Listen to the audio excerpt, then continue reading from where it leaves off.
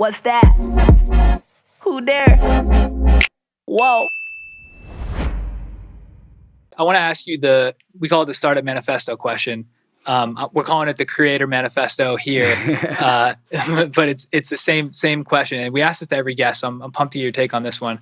So if you had to write a Startup Manifesto or Creator Manifesto with 5 of the most important key lessons or pitfalls to avoid when starting out building a brand, what would it be?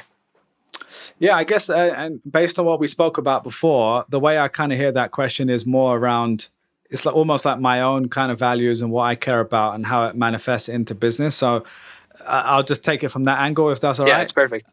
So the first thing, I guess, is what we talked a little bit about before, so I won't go on about it too much, but like know why you're doing something and be very clear about that, because I think that's a huge problem, meeting many people who like have seen some success, but end up being terrible in their own personal lives, mentally, psychologically, whatever. So for me, the whole point of entrepreneurship is to create a life that's interesting, whether that means being a billionaire to you or having a lifestyle business or traveling, whatever that means to you. Like I'm all for people defining that and evolving over time. So that's the first part. The second thing is to be even more clearer and to stack rank those things again. So make sure whenever you have thought about why you're doing things and you've got those multiple examples, know the priority list, because you're going to make 1,000 decisions every day that need to be compared to that list. And say, for example, if someone tells me I'm going to do a podcast, but you should only do, someone told me in the past, I'm only going to listen to your podcast if you do half-an-hour episodes, let's say. So in my head, I could say, okay, if I want to maximize people who listen to the show, I need to listen to this person, his user feedback or whatever. But really, I have to go back to my list and say, well, actually, that's not the primary reason. I'm not trying to optimize for part 2 on my list. I'm optimizing for 1. And that kind of helps me navigate and make sure I'm sticking to what I'm doing and revisit that often. And what I mean by that is, forget the podcast. When you start a company and you hire people, that needs to be revisited often, because those people have their own goals and their whys and their motivation as well. So you need to keep revisiting and evolving that.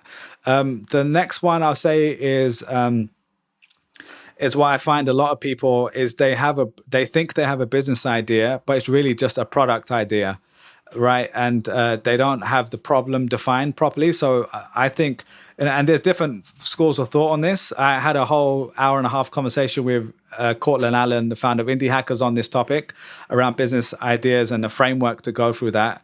And his part, I took this from him, is he starts with the problem.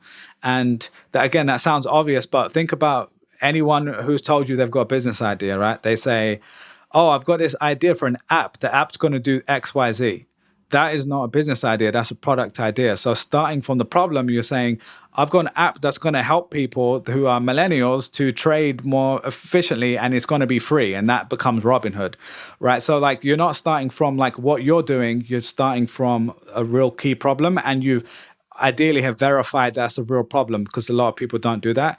The next thing I'll say is like, again, this is not for everyone, but coming from my background with Google, they had this 10x moonshot thinking.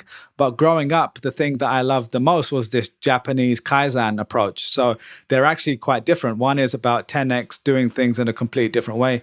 And then Kaizen is about every day you're trying to get 1% better.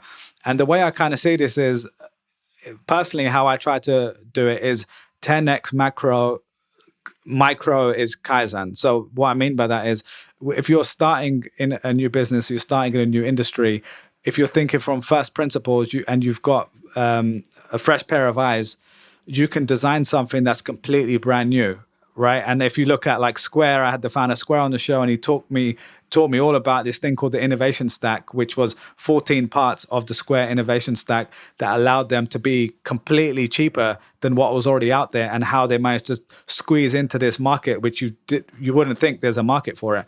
So those are the things, the big innovators like SpaceX, what they've done is the 10x thinking, true 10x thinking. And then on the flip side though, on a day-to-day, your micro, when you're going to work, when you're actually creating stuff every day, like my podcast, that's the Kaizen approach. That's like, okay, today I did an interview. Now let me review how can the next one be a little bit better. Oh, I can chop this little part out. I can prepare in this way. I can be more relaxed. I can be, whatever. So to me, that's kind of like two levels. It's like 10x thinking on the macro, and then micro is Kaizen. And then I guess the last one I'll say is like greed, right? So this is something I probably struggled with early on. And one of my friends, Omer, who I went to university with, his dad ended up owning like one of the biggest metal, like commodity, like businesses in India or like Asia or something like that. And when I'd spoken to him through his son, he talked about like making sure whatever deals you're doing, there's room for everyone to eat, and make sure the pie is split. Because early on, when I was younger and I had basically zero money, that was where I was like trying to maximize everything. I'm like, okay, I'm not going to get screwed over. I'm going to get the bigger chunk.